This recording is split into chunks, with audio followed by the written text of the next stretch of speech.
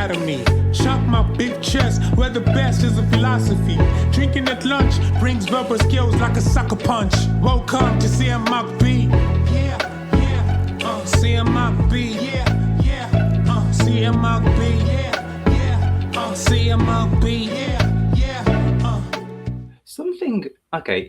Something I just saw on TikTok, and I tried to look into it, but I couldn't find anything. I don't know how recent it was, but there was some kind of interest in the glitter manufacturing business. How do you make glitter? Not how you make glitter, but why you make glitter? well, yeah, pretty much the buyers of glitter. I think some representative was chatting to an interviewer about glitter, maybe about something more normal than where the conversation actually went. But there's apparently a huge, maybe the number one buyer of glitter, and it was asked, well, who is the buyer, and the person said, I absolutely cannot reveal that information at all. And then I just piqued the person's interest. They asked, oh, why? Can you tell me anything about it? And he said, they do not want you to know that it's glitter. They do not want you to know that it's glitter. Yeah. And it started a huge kind of, maybe like a wild goose chase, that people theorizing, what do we not know is made of glitter, but is made of glitter. And apparently the sellers and the manufacturers of this product do not want the public to know that it's made out of glitter. What is it? What could be made out of glitter? That would be good to have if we had people like to poll. All the nudists could chime in. Yeah. Because that would be a great to get like a poll of nudists and what they think is made out of glitter that isn't glitter. Now, so again, because thematically of our conversation, I'm thinking the 11 herbs of spices in KFC is just glitter.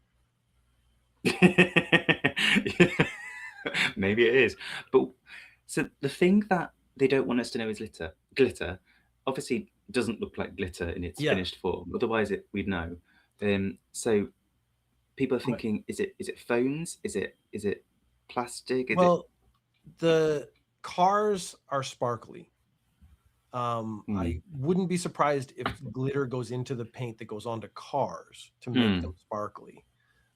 There's actually a trend in cars right now where they've taken that shininess out, and you have these like almost dull colored cars. Like matte. Well, now that I've said it, you probably haven't even thought about it, but now that I've said it, you're going to go out in the street and see like these cars that go by that are not shiny. Okay. And they don't look like cars. They look like big toys almost. It's weird because it looks not like we imagine a car to be. But I could see that the sheer volume of cars produced, that could be the number one source of usage of glitter. I don't think it is, because... Or gay pride. There's...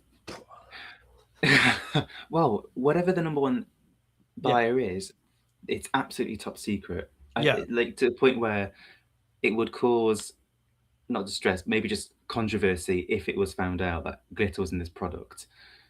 So cars being glittery itself, it's not too obvious. Yeah, it's too easy almost. Because it's shiny, it makes me it's glittery. Because the question then is, because my logic was the glitter, it makes it shiny or sparkly. But then, is it something that is sparkly that they don't want you to think about, or is it something that's not sparkly and they don't? But then, what is glitter? Is just tiny flakes of plastic, right? When I looked at it, it's like plastic. There's a more than you'd imagine complicated process in making it, but essentially, but because of the secrecy and the hush hush of it all, and the way that the representative was talking about it as if her life would be on the line. Like it's a government thing. Like is there something, is it in food? Is it in drink? Is it in something that it shouldn't be in? Yeah. Like microplastics kind of thing. Well, no, because I thought, okay, like microplastics, but then my first thought when you said it, like something that shouldn't be in there, was the microplastics, the little beads that are in toothpaste. I think it's illegal now. and it was like to scrub your teeth or make it feel like it was being scrubbed, but it was just little bits of plastic, and so that got into your kind of. It was just for texture. I'm pretty sure most countries have made it illegal to put it in toothpaste now. Toothpaste now. But which just means, but that's not glitter because it's little balls. Mm-hmm. I imagine it's a similar kind of thing in face scrubs that you. Yeah. So that a lot of that was microplastics, and a lot of them were like, you don't need it. It was just to make it feel like something was happening, even if maybe nothing was happening. But it was completely unnecessary. And that was when microplastic, but that, I think most of those things were made illegal because it wasn't doing anything in the first place anyways. No, okay. But that wouldn't be, because depending on when this thing you read was, the TikTok, it was still going on. It was at the latter end of it last year, so it's quite recently. Quite recent, sorry. Yeah. No, that it makes sense. No, I have no idea. We would love glass. Is it? The only question you need is it still glittery? Like, is glitter the substance and it's glittery, or is it just like filler in a product of something else? Does glitter have a second purpose other than being glittery? Yeah. And our brains are now like, I'm stuck on, it has to be sparkly, something sparkly. There are no stars in the sky. Flat Earth is correct, and they use glitter to simulate stars. Cracked it open. It's all flat Earth theory. Do you know flat earthers think Australia doesn't exist? That makes me think that there are no flat earthers in Australia. Well, okay. Anyone who says they're from Australia is an actor, is the first thing. So flat Earth is already a hard thing to justify. I don't understand why they would make it another level more complicated by saying the continent doesn't exist. Like, you're just, why are you adding that extra element of difficulty to your conspiracy theory? So if you fly to Australia, you fly up in the air, you fly around in a circle, and you land somewhere like Hawaii or Texas, and then that's just not real. It's all actors. All the animals are fake, and it's just Australia isn't real. But I'm like, the level of complication you've made in your conspiracy theory is insane. Yeah, it's not something easy. Did he think the same as that with New Zealand? Yeah, I'm assuming Australia. It was the thing I read was very specifically about Australia. Was about Australia does not exist, and the justifications they came up like, oh, I've been to Australia. No, you flew to Texas, and all those were actors. But I don't understand why. You can go on the coast of Australia, and you can see that it's not the same as any American coast. Yeah, it's the same. It's the coast of Texas. I think Texas is landlocked, actually. My sister lives in Australia. Well, she doesn't, though. She doesn't. She lives in Texas. Yeah. Lying so and so. Yeah. Immigrants, actually, I didn't think about the element. Like, people have immigrated to Australia, and they're just surrounded by actors. Again, it's too much to keep up. It's not worth keeping up. Or did they just become an actor? Did they get hired when they go? You said it was your sister. Yeah. You should be asking some hard questions. I certainly shall next time I see her, if I see her again. If you see her again. Like, we the British sent a lot of our criminals to Australia or Texas before it was Texas. Before it was Texas. in the history of Britain. So I wonder if the flat earthers link that period of British history to their theory of flat Earth. It would be interesting to see, like, do they believe, like, okay, so how do you explain away the history of Australia? Because Australia, so the British sent the convicts. It was a penal colony. There were Aboriginals there. They participated in World War II. I don't know about World War I, but I know they had a big part in World War II. They had that war against emus. Emus? Yeah, they lost. So Emus. yeah, Emus. there's the war against the Australian military and the emus, and very technically they lost that war because there were too many emus and they were like coming in and destroying crops. They called out the military and they couldn't shoot them fast enough. I would have to read up on this. But I know there's been a war between Australia and emus, and Australia did not win that war. Crikey. Yeah, I know. Cool. That'll be a topic next time. I'll write that down and see if I can find the war of the emus. I thought you were just being silly. No, everything I say is factually accurate.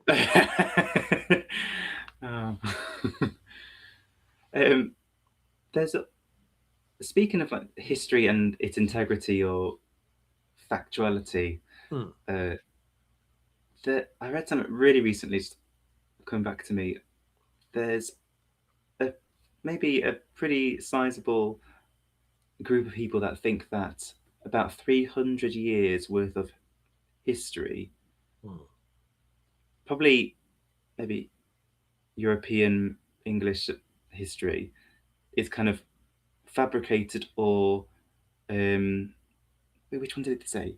Maybe I can't remember if it was made up or just lost. Because let me try and fill in the blanks. Okay.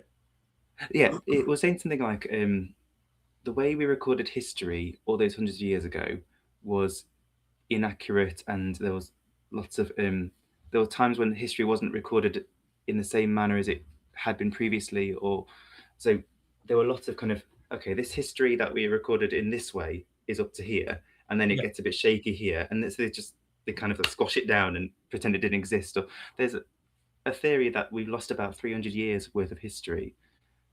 I mean, recording history has got to be like, how many times were people just like, oh yeah, a war happened and I just didn't write it down. Like, and you're talking like maybe millions of people or thousands of people, and they're just like, yeah, but I wasn't there. I missed it. I heard about it. Didn't seem that big a deal. Like, all of that was huge. There must be so much stuff we've lost knowledge of. I don't know why. Okay, so I watched an episode. My friend and I are rewatching Star Trek Enterprise, which is one of the worst Star Trek shows. Okay. They go to a planet. This is supposed to be very early in the Star Trek days. They go to a planet and they find humans, and that's really shocking because humans hadn't traveled out that far yet. And it's a pocket of 600 humans that had been picked up by aliens, and they were going to be used as slaves, and then rebelled and killed their captors. And so this is all like a commentary on racism and stuff, but not very well done. But they did a very classic Star Trek thing where the town was 1860s Western style. So everyone's got like cowboy hats and pistols and stuff, and they're all walking around and they're using like that style of talking. And the thing is, they're supposed to have been there for hundreds of years, maybe 600 years. And I was like, so in 600 years, these people have not evolved at all. Like, their language hasn't changed. They haven't discovered anything. They haven't improved. They're still using 6-shooters. They're still talking. Did these aliens pick up the 600 dumbest people on the planet? Did they do something to them? They could have done something. Oh, they could have done something to them, but they were smart enough to like beat off aliens in the not one way, not the other. I mean, maybe both. Catch them off guard. Oh, we're ready for that. Maybe that's why they were taken as slaves, so they could beat them off. But I was like, this is a problem with science fiction writing, is that they're like, okay, we want to have a Wild West town where they're oppressing aliens, so we've transferred that, but they didn't take into account, okay, they've been there for hundreds of years. Why have they not evolved at all? Like, in any way? Like, they're still using the exact same technology. They haven't discovered the internal combustion engine. They haven't. I'm just like, come on, man. Like, they would have done something. Even something that was kind of hybrid of the technology they came with or knew about, plus the alien stuff. Yes, 100%. The only way I could make it work, which they didn't do in the show, is if you make it a religious thing that they can't use the technology, like Amish people. Like, okay, we're doing away with technology because the aliens did this, and it's now part of our religion that we teach children. That could work, like but they didn't. Canon of yours. Like, I've already put more thought into this episode of TV than the people who wrote it did. Could maybe. Well, Maybe. anything we come up with is obviously, if it wasn't written in the show, we have to assume that it's not part of the episode's The canon. canon, yeah. Yeah, I was going to say something like maybe the material used in the alien stuff is toxic to them, so they can't even interact with it. I'd be okay with that. Like, again, Yeah. you could make a lot. You could take 5 minutes and figure out why have they not evolved. Let's explain it away in a couple sentences. Like, it doesn't have to be the premise of the episode. The episode was about these settlers oppressing the aliens, and then it had been a couple hundred years, so the people who'd grown up, even the aliens, like, they weren't the ones who oppressed you, so why are you oppressing them back? That kind of I stuff. see. Right. But again, very poorly done. Turning tables. And then they just left. Oh, the people on the Star Trek people. The Star Trek people, they're just like, well, we kind of helped for a couple minutes. We've really interfered with the society. Let's go. How did they leave the situation with the aliens and humans on? They had basically, I watched this a little while ago. They had helped. There was like, schools were illegal for alien kids, and they were like, no, you're not going to do that anymore. And they killed a couple people. Oh. And then kind of moved on. It was very bad. There's a reason that show didn't last. Right. I love the idea of this story, though. This is a very interesting plot to have. Obviously, they didn't think much about it. I'm okay with, like, okay, we've taken people from the Wild West, we've put them on another planet, but they're not just going to stay in the Wild West. That was the bit, my sticking point. I was like, once you have 100 years or 200 years, something changes. You would have some guy who invents something, or they live on another planet, so maybe they have to evolve to do things differently. Yeah. They have to interact with their environment differently. There's different animals, monsters, whatever. None of that. They're just like, no, still in the Wild West for the next 500 years. Like, the Wild West in America only lasted for about 50 years. So the aliens took the humans, but they must have taken technology and artifacts from that time as well. Well, no, again, so I think the implication is the aliens took just a group of humans from the Wild West, because they would be easy to pick up, flew them to another planet, and then there was an uprising and they killed the aliens, or most of them, and then just built the Wild West again, because that's what they knew. But again, that would have been a couple generations previous. So architecture would change. Like, oh, you know what? These stupid saloon doors that don't close, I don't really like those. Let's get rid of those. Like, cowboy hats are really hard to make on this alien planet. I think maybe we should make a different kind of hat.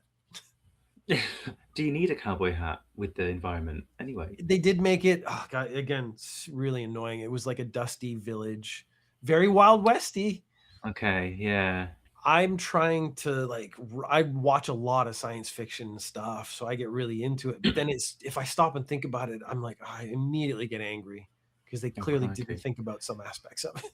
Same with that. All the ideas that we've thrown around here will probably enrich the story of that episode a bit more, wouldn't it? But even my bit, like, okay, change a couple things in the town, have them explain what this came about because of this. Okay, so they have evolved, they have changed, but it's like, nah, Star Trek is so like low level.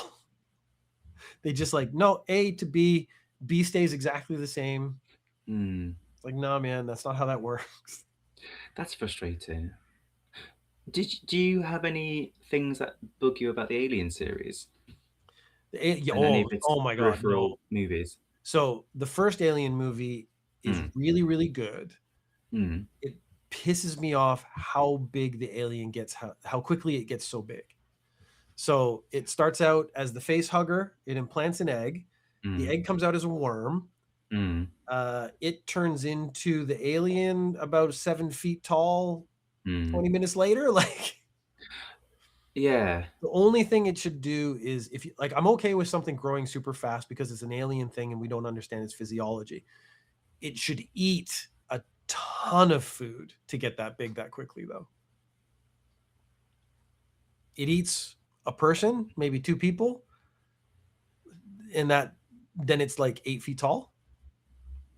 But they're kind of biologically engineered. So, which is revealed in later movies. Sorry, spoilers.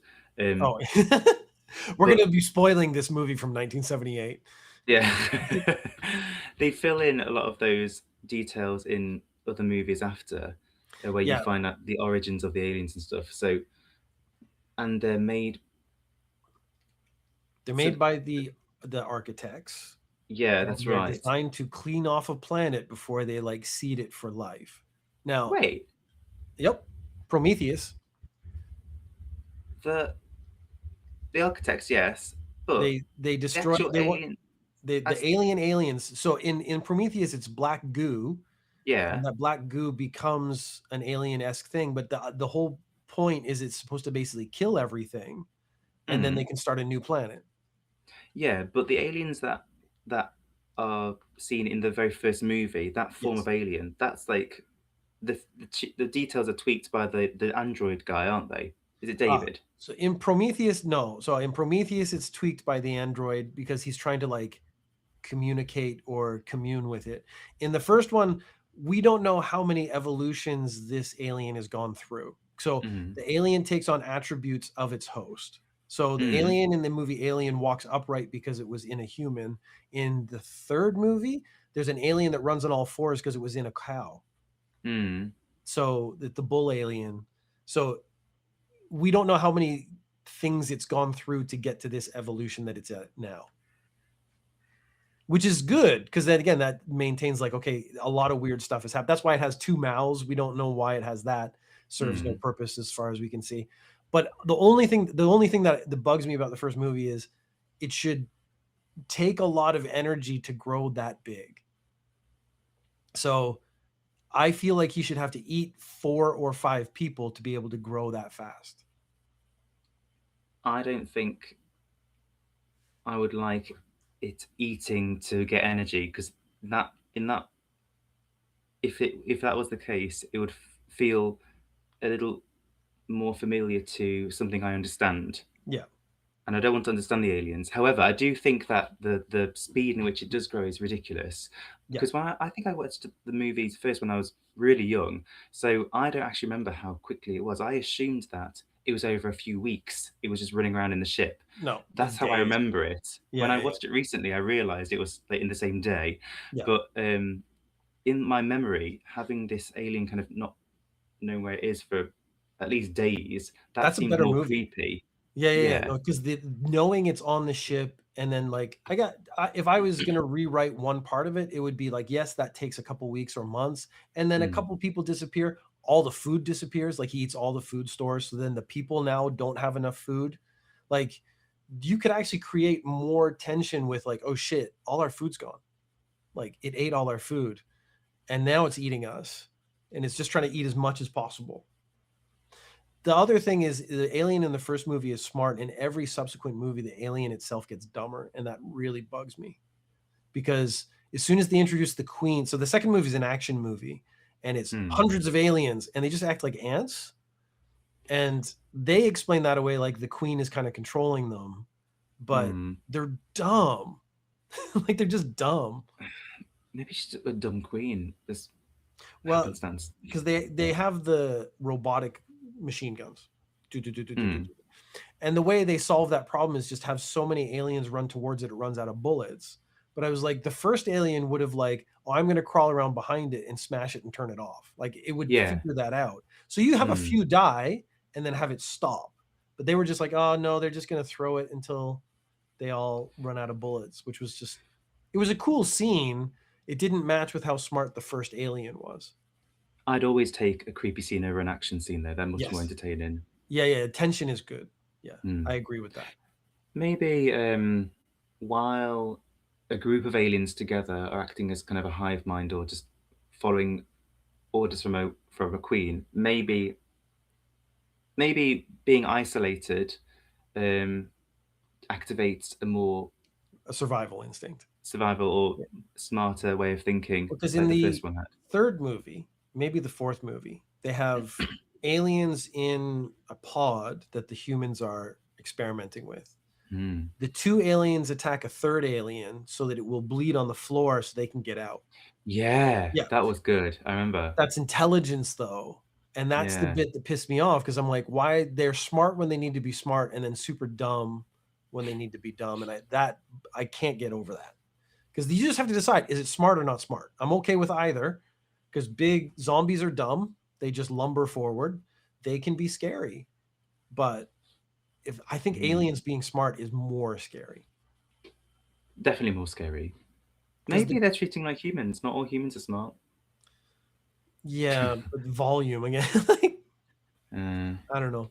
Yeah, because then you get into Alien Predator versus. So this is the problem. How far do you want to go? Because in the Alien versus Predator movies, the aliens are just dumb as bricks. They're just animals. I don't like the crossover. I don't vibe with the Predators. No, they were not. They were not good. Those movies were pretty poor. Yeah. Because they obviously hadn't been thought about again, and they didn't take any time to be like, how do we okay, so these aliens are coming down, they're going to attack something, town, village, whatever. The Predators are going to come, they're doing cleanup. I'm like, logically that makes sense, but then why are the aliens so dumb? I could believe that the aliens were dumber in this franchise of movies, because isn't it where the Predators create some kind of repeated ritual where it's like a blood sport for them? They get human sacrifices to create the opportunity for them to just kill a bunch of things. Maybe in that way. That is like a coming of age ceremony. So the Predators in Alien versus Predator 2, there's like 3 or 4 of them, and they get wiped out pretty quick by the aliens, but it's because they're supposed to be like teenagers. They don't explain that very well. No, I didn't. They're supposed to be like, this is essentially like a coming of age ritual ceremony, and they're supposed to go in there and do their first hunt under controlled circumstances. Yeah. But yeah, pretty garbage. Right. So we should find a movie and watch it and discuss the movie. That actually would be not a bad thing. I watched a Jason Statham movie. It was really, really poor. I can't remember the name even. But there was one scene, and I can't imagine how it was directed, because it was him and the bad guy across from him, and they're running out of ways for Jason Statham to be tough. So the guy was eating his breakfast. He had pancakes and coffee, and then Jason Statham picks up syrup, and he goes, and I imagine the direction in the script was aggressively pours the syrup on the pancakes. Because he just poured way too much syrup on the other guy's pancakes, and I'm like, that was not intimidating at all, like in any way. Sometimes things don't need to be intimidating. They were trying to, in this situation, have a conversation, say some tough stuff, get up and walk away, fine. You don't need to ruin the other guy's breakfast. Yeah. That's not going to do you any good at all. It seems a bit... Yeah, no, it ruined, and like there was a little bit of tension, and then I was like, when he aggressively poured syrup, I was like, no, you kind of ruined it just there. It's like the difference between just being a big tough guy or trying to make someone see you as a big tough guy. Well, having spent my whole life doing judo and stuff, like I know really, really tough dudes, and I know the people who are trying to be really tough dudes. The really, really tough dudes, super calm, super gentle, and never lose their shit. And I'm like, because they know they don't have to prove it. They know that they're like, any situation I've seen them in, they were like super chill. I was in a bar with this guy. He was just like super, super high level. He was just like incredible. Guy came over, tried to pick a fight with him because it was the other biggest guy in the bar. And he just looked at me. He's like, dude, whatever, man. Like, he just no hint that he was intimidated at all. And I was like, that's actually the calm, relaxed guy is the scariest guy, because he knows he's fine. Yeah, they're in control. Everything else just seems really performative, and the average person can just see right through it. Yeah, I think so. Like, there's a feeling. And so like when someone gets up in your face and you're just like, okay, if that's what you want to do, I guess that's what we're going to do. Just zero, like fear. In this thing of like performative macho-ness, some of that always makes me laugh. Okay. Any scene in a movie where the guy drags a chair to a table and sits on it backwards, so he's leaning on the back of the chair, that grinds my gears, because I think no one does that. The person who wrote that direction is not a tough guy. Otherwise, they'd know that that's going to just be a weird mood killer. Because when I see that, I think of the high school teacher who's trying to be cool. Yeah, they do that in high school movies a lot, where they like turn the show around like, hey guys, let's talk like we're equals. Hey fellow teenagers. yeah, it's that feeling. No, so you're right. So like I was trying to write a story. This was back when I was younger, and it was the main character supposed to be a genius, and then I realized really quickly, I'm not a genius. There's no way I can write what a genius would think. And I think that's a problem. So, like, you can't write someone smarter than you. And so you're saying right now, you can't really write someone tougher than you without it being performative immediately. Because I could write real tough guys because I know them as people. So I would just write that guy. Yeah. I came up, because again, I went through the whole gambit of insecure male to overconfident, overcompensating male to now I'm comfortable to now I'm actually making fun of what I was when I was a teenager. Like, I think I've gone full circle where I'll do stuff that I did as a teen because it's funny, not because I think it's actually tough. But have you ever, what is your most performative male moment? Oh, it's such a weird question. Yeah, I'd say performative male moment. To be completely honest, I've never been under the illusion that I'm a tough male, so I've never felt like I had to perform as one. However, something that I do to this day sometimes do, if I feel a little bit uncomfortable, is I'll lower my voice if I'm talking to strangers and there's something about the situation or them or my perception of what's going on that's making me a little uncomfortable. Okay. So for example, when I would, it rarely happens now because you're okay.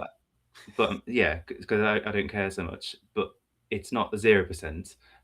But when I was a teenager or a young 20s something, I would come back to the family house and my brother, who isn't a tough guy, but he's typically tough. He goes to the gym a lot and things like that. He would be sat in the kitchen with his friends, and his friends knowing me as like the nerdy younger brother. They liked me, but there was definitely a lot of kind of bravado and Mickey taking, and so I couldn't help. A Jordan inside of me would be saying, "What are you lowering your voice about? Stupid!" But I couldn't stop myself from doing it. Yeah. And it wasn't like, "Hello guys, how are we doing today?" But it would. I guess that it would be something that at least my brother would be wondering about. Thinking, he would notice. What's he doing? Because he lives with me, so yeah. Maybe his friends wouldn't catch on so much, but I don't know. I think the most, not even macho, the most, I don't know, the strongest version of human that you are is one that doesn't care what people think. Yeah. In the way that it would kind of inhibit them or make them act in a way that they wouldn't naturally do. I think being yourself is the strongest you can be. Oh, there's a message.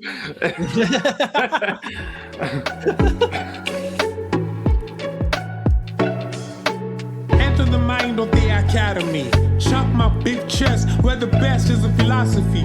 Drinking at lunch brings verbal skills like a sucker punch. Welcome to CMcB. Yeah, CMcB. Yeah, CMcB. Yeah, CMcB. Yeah.